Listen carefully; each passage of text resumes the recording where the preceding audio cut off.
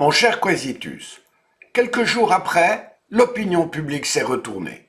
Ce même peuple crie dans la cour de Pilate à mort, crucifie-le. Pierre, entre-temps, s'est effondré.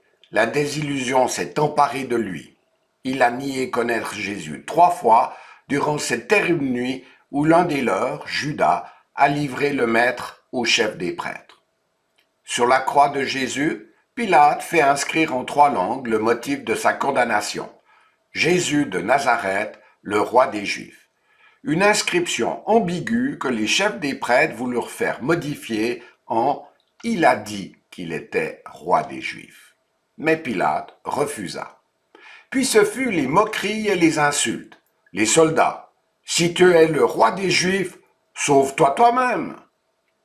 Un autre crucifié, « Si tu es le Messie, sauve-toi toi-même et nous avec toi ». Les chefs des prêtres, « Il en a sauvé d'autres et il ne peut pas sauver lui-même.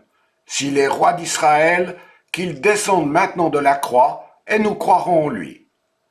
Il s'est confié en Dieu, que Dieu le délivre maintenant s'il l'aime. En effet, il a dit, je suis le Fils de Dieu. Et enfin, la mort arrive.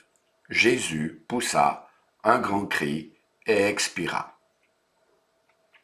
Voilà, tout est fini.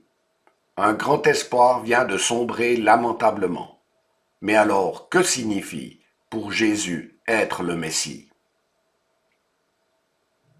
Quand l'officier romain qui se tenait en face de Jésus entendit son cri et le vit expirer de cette manière, il dit « Cet homme était vraiment le Fils de Dieu ». Quelle ironie! C'est un officier romain ayant senti en son fort intérieur ce que les autres ne pouvaient pas voir qui apporte la plus bouleversante des conclusions.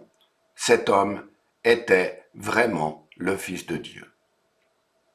Quand on compare l'attitude des chefs des prêtres, celle de Pilate, des disciples et cet officier romain, Jésus n'avait-il pas raison quand il a dit « Certains parmi les derniers seront les premiers et d'autres parmi les premiers seront les derniers ».